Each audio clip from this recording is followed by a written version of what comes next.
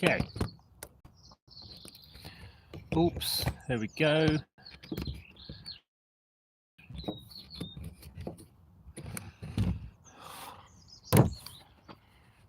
Random stream for this afternoon. Haven't done a live stream in a while. There will be no images of PCPs or anything featured in this video because they often get taken down. And I wanted to just make a short video on disappointing air rifle experiences. I often talk a lot about the good things, although in my reviews I try and make sure that I give positives and negatives, right? But there have been some disappointments in my air rifle history. And I'd like you, please, either in the comments now or later on in the video, to talk about any disappointments that you've had in your air rifle ownerships, right? And I've been thinking about this a lot, and there are two that I'm going to talk about now, right? So when I was getting into air rifle ownership, the thing that started me off on the right direction was a BSA Ultra.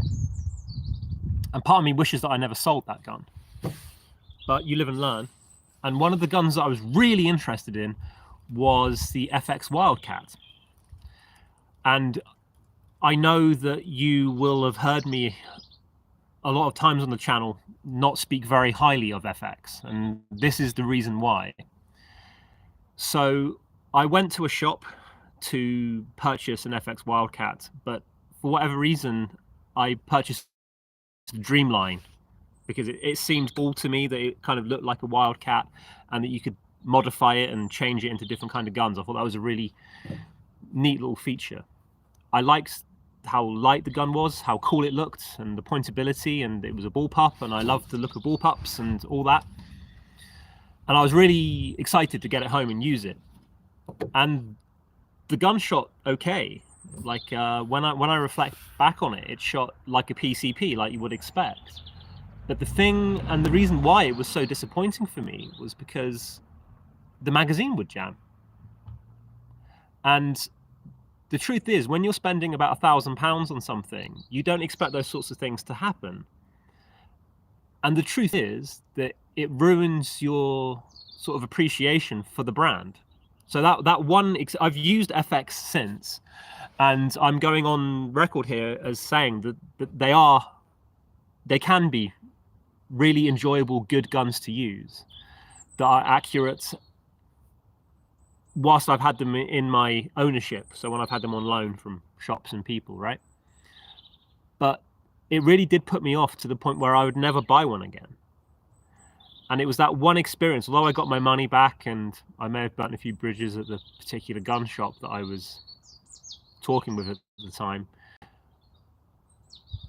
you kind of move on. It leaves a sour taste in your mouth about the gun itself and the model and everything like that. And I read all the time that people really like their Impacts and their M3s and their Mavericks and all these kind of other things, and they look like really cool guns.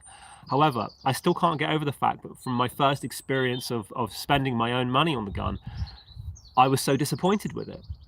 And that means really that it sort of spoiled my kind of appreciation of the brand.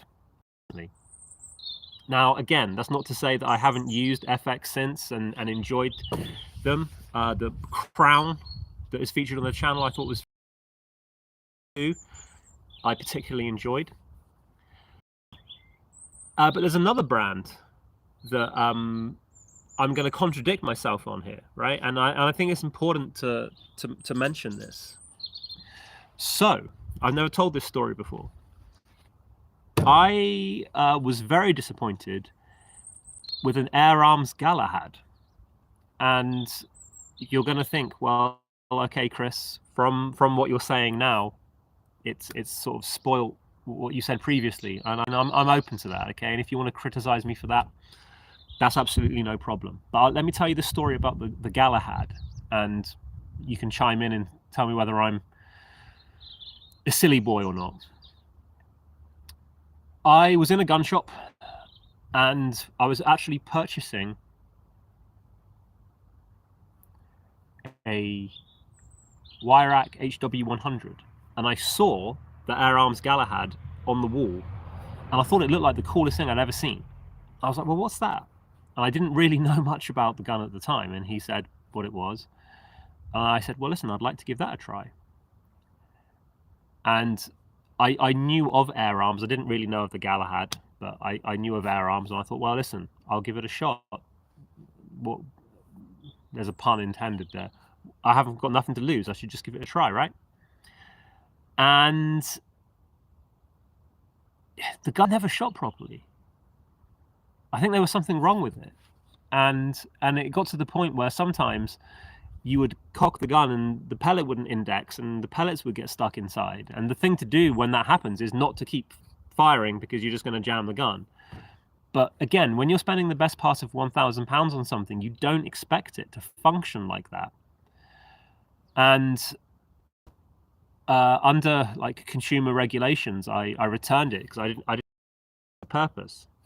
And again, it always feels a little bit like you burn some bridges when you make the effort to do that. It's quite a big thing to decide to do. But it didn't put me off the brand Air Arms in the same way that it has done with FX, because every other Air Arms that I've used since then, including a couple of Galahads that I've demonstrated for Crackshot, have been superb. And I'm still especially happy and surprised by how consistently good Air Arms S400s are, and S410s and 500s and 510s. I think they're some of the best guns that you can actually buy. So I do realize that telling this little story to all 12 of you who are listening, that I've contradicted myself. But I think the lesson that I need to learn is that there are opportunities for a gun company to redeem themselves.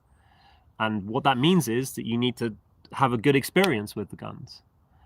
And one thing that I try and do as much as possible is remain objective. I can't always do that. I know that. It's difficult to. I really enjoy using day states. I am a member of the Airgun Support Pack. And I guess that I could speak to Tony Belis anytime I like.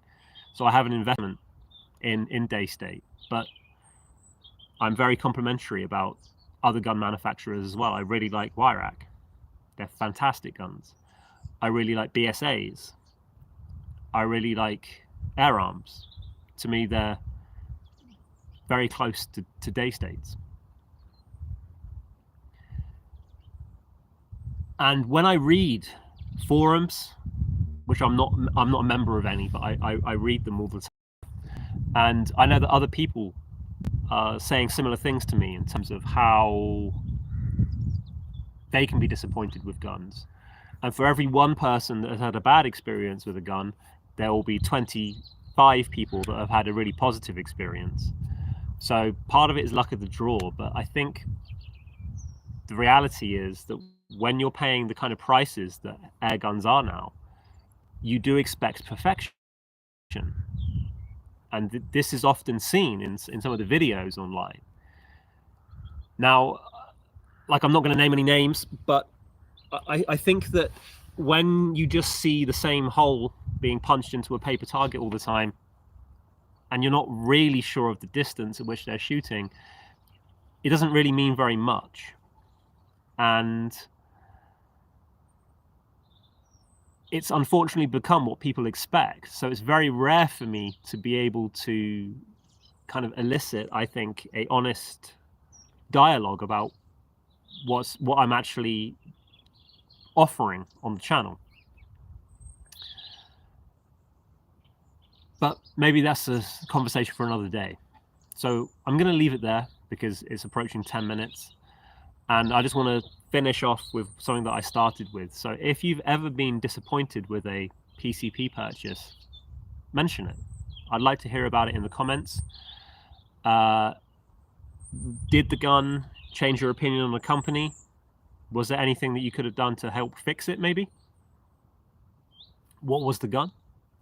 What was the problem? Was it a magazine problem? Was it jamming? Was it low on accuracy? Was it leaking air? And I think one of the things as well is that often with air rifle purchases, we don't get to try them before we buy them a lot of the time. So I'll be completely open with you.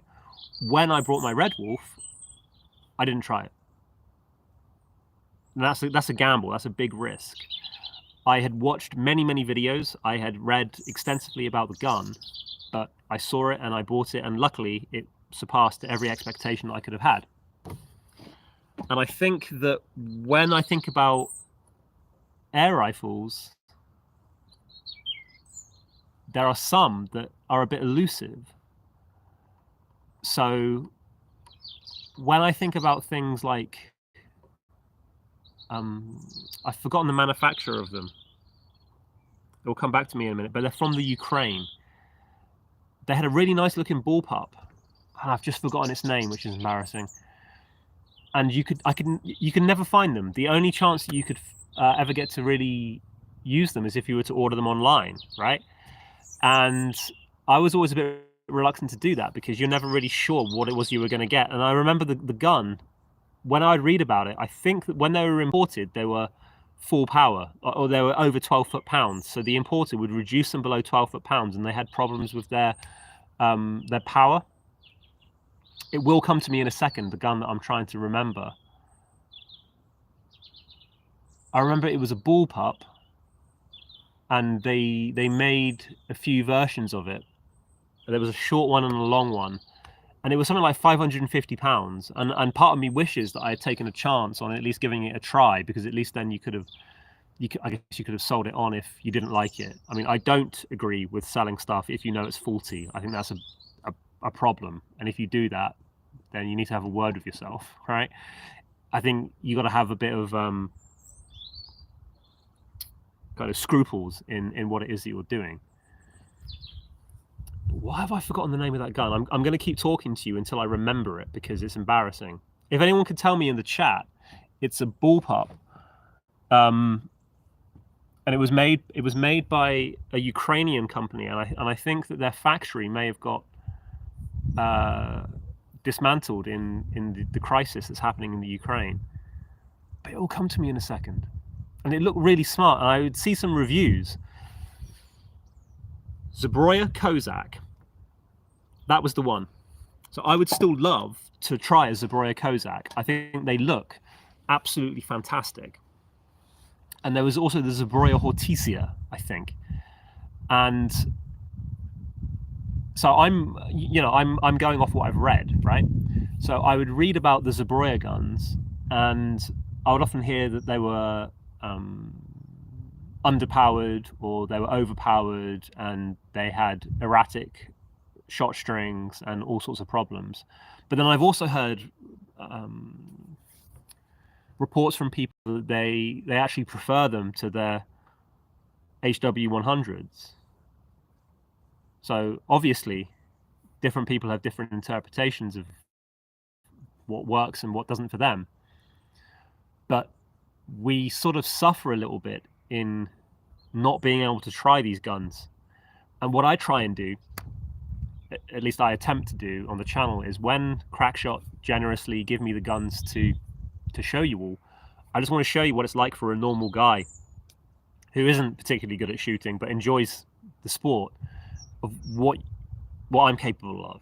So I've come to,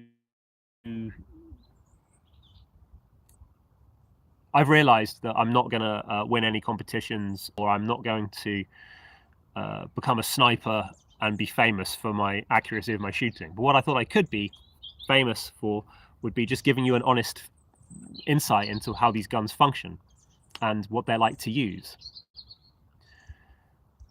And I suppose that one of the negatives that you can draw from what I'm saying is that the only couple of guns that I can really give you like a long-term longitudinal review of are my Red Wolf, Professor Ballinger's RM8 and my sister's HW100 bullpup, because I've got access to them and I've been using them for all of them for over a year.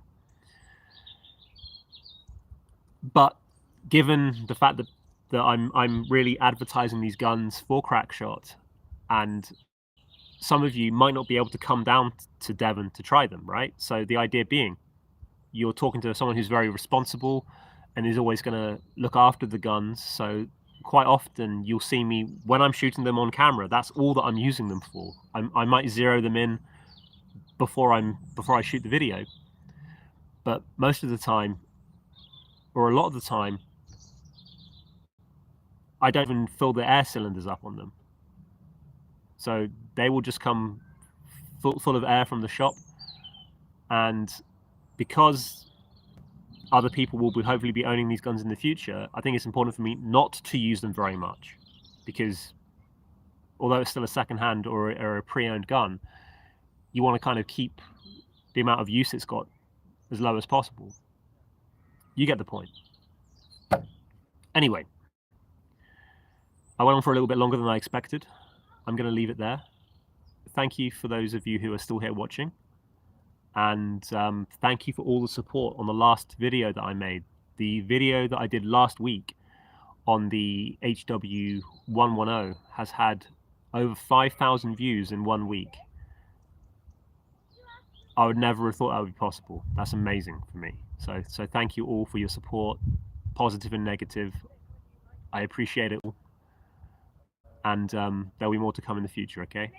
So take care, and I'll see you soon. Bye-bye.